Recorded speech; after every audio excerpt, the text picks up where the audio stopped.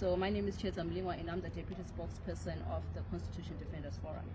So as CDF, we strongly condemn the brazen and unconstitutional removal of the chairperson of the Zimbabwe Human Rights Commission. In our view, this action constitutes a flagrant violation of the Constitution of Zimbabwe, which stands as a sacrosanct compact between the state and the people.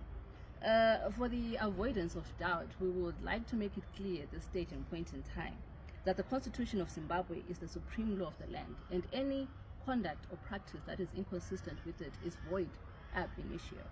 In other words, it is null and void and of no effect and can therefore not be enforced. It is ultra vires, meaning the decision or action taken goes above and beyond authority that is provided for either in any legislature or by the Constitution itself.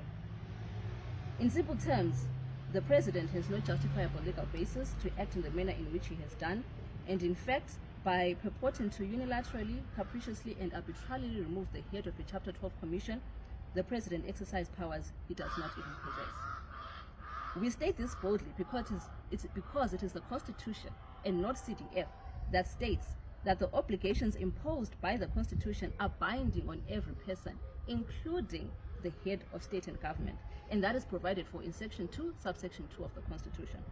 It is the Constitution again, and not CDF, that further stipulates that the President of this country must respect, protect, uphold, obey, and defend this Constitution as the supreme law of the nation, and must ensure that the Constitution and all other laws are faithfully observed, and that's provided for under Section 90, subsection 1 of the Constitution.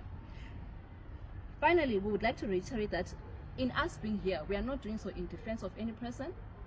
We are not here on the instructions or in support of any person. We are here as Constitution defenders. And I will say that again. We are here as Constitution defenders to speak out against the undue exertion of control and or influence over the office of the Zimbabwe Human Rights Commission. We are here to speak in defense of the office and the institution and not any person, because the institution remains minus the person. And we are here in everything that we do. We are directed and guided by what the Constitution says. And the Constitution, as it stipulates in terms of Section 233, created the institution of the Zimbabwe Human Rights Commission to entrench and support human rights and democracy in the country. Above all, this institution was envisioned by the Constitution to exercise its functions without fear, favor, or prejudice in terms of Section 235, subsection 1 of the Constitution, and which ultimately was created by the Constitution to be independent and not subject to the control or direction of anyone, including the President of this Republic, and that's provided for, again, under Section 235, subsection 1A of the Constitution. So, in moving forward, what are we saying as CDF? The actions taken are not in accordance with Section 237 of the Constitution, because they provide exclusive grounds, very strict procedures, which must be adhered to and followed when we speak about the removal of members of independent commissions.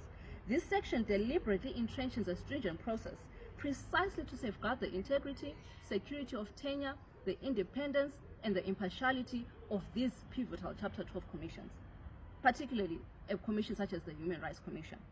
So according to Section 237, subsection 2, a member of an independent commission may be removed from office only on the grounds that the member concerned is unable to perform their functions due to mental incapacity, has been grossly incompetent, has been guilty of gross misconduct, or has become ineligible for appointment to the commission concerned. In particular, it places a stringent requirement by placing a high threshold for the removal of a Chapter 12 commissioner by stipulating that the procedure for the removal of judges from office applies to the removal from office of a member of an independent commission. That procedure for the removal of judges is laid out in elaborate detail under Section 187 of the Constitution, which, among other grounds, makes it clear that the President must appoint a tribunal to inquire into the matter. It does not state that the President must do so of his own volition. Since the Constitution does not give room for the President to act in the manner in which he has done, CDF accordingly views this development as a calculated and retaliatory move designed to silence dissent and intimidate independent constitutional bodies. It raises serious concerns about the erosion of democratic governance, the rule of law, and respect for constitutionalism in Zimbabwe.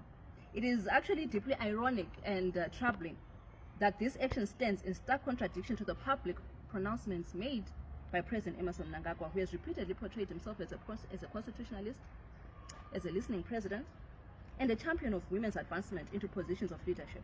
We saw this. We have seen this. We saw it through Commissioner Majome's appointment as chair of the Zimbabwe Human Rights Commission. We saw it through the appointment of Virginia Mapiza as Attorney General. We saw it through the appointment of Justice Lois Matandamo as the head of the National Prosecuting Authority. Now what we are seeing is that the targeting of Commissioner Majome, a distinguished legal practitioner and vocal defender of constitutionalism, exposes those claims as hollow. The proximity between Commissioner Majome's removal and her well-publicized concerns regarding Constitutional Amendment Bill number 3, including the procedural irregularities characterizing its public hearings, further reinforces the conclusion that this action is politically motivated. The Constitution Defenders Forum reiterates that the independence of Chapter 12 institutions is non-negotiable. Any assault on these institutions is an assault on the Constitution itself and by extension on the rights and freedoms of all Zimbabweans. We remain resolute in our commitment to defend and uphold the Constitution, and in light of these developments, we demand that this unconstitutional act be reversed immediately or within the next 24 hours, failing which we will be considering all lawful and available measures to challenge this illegal action and to simultaneously intensify efforts towards the withdrawal of Constitutional Amendment number 3 in its entirety. Thank you.